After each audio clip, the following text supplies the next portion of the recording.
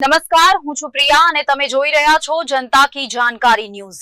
નજર કરીએ આજના સમાચાર ઉપર। વિદ્યાર્થીઓ માટે બસ પાસ અને સુરેન્દ્રનગર કોલેજ ગેટ પર પિકઅપ સ્ટેશન માટે NSUIની માંગ।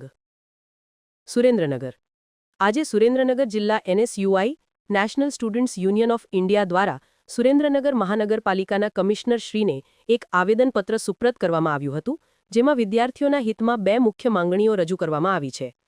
આ આવેદનપત્ર સુપ્રત કરતી વખતે NSUIના પ્રમુખ યશપાલસિંહ પરમાર સાથે અક્ષત જાની, મહાવીરસિંહ પરમાર અને અન્ય હોદ્દેદારો પણ હાજર રહ્યા હતા।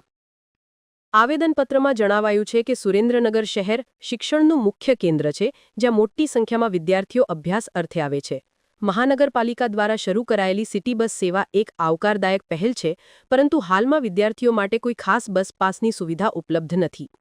જો વિદ્યાર્થીઓને રાહત દરે માસિક અથવા ત્રિમાસિક બસ પાસની સુવિધા આપવામાં આવે તો તેમના સમય અને પૈસાની બચત થશે, જે તેમને શિક્ષણ ક્ષેત્રે વધુ પ્રોત્સાહિત કરશે।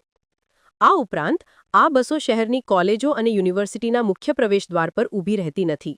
આ કારણે વિદ્યાર્થીઓને ખાસ કરીને ચોમાસા અને ઉનાળા જેવી ઋતુઓમાં ભારે મુશ્કેલીઓનો સામનો કરવો પડે છે। આવેદનપત્રમાં NSUI દ્વારા કમિશનરશ્રીને વિનંતી કરવામાં આવી છે કે તેઓ આ બે મુખ્ય માંગણીઓને ધ્યાનમાં લઈને તાત્કાલિક યોગ્ય પગલાં ભરે। વિદ્યાર્થીઓ માટે બસ પાસની સુવિધા।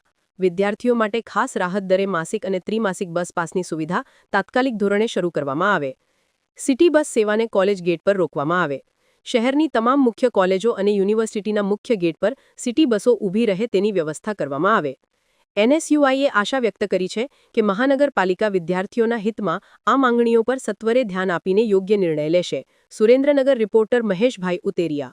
आज रोज तारीख 22 સપ્ટેમ્બરના રોજ સુરેન્દ્રનગર NSUI દ્વારા સુરેન્દ્રનગર મહાનગરપાલિકા કમિશનરશ્રીને આવેદન આપવામાં આવ્યું છે કે સુરેન્દ્રનગર મહાનગરપાલિકાના વિસ્તારમાં જે સિટી બસ ચાલુ થઈ છે તેમાં વિદ્યાર્થીઓને પાસની સુવિધા આપવામાં આવે અને જે કોલેજો છે આપણે સુરેન્દ્રનગર જિલ્લાની તે દરેક કોલેજમાં એક સ્ટેન્ડ પિકઅપ પોઈન્ટ મૂકવામાં આવે, જેથી વિદ્યાર્થીઓને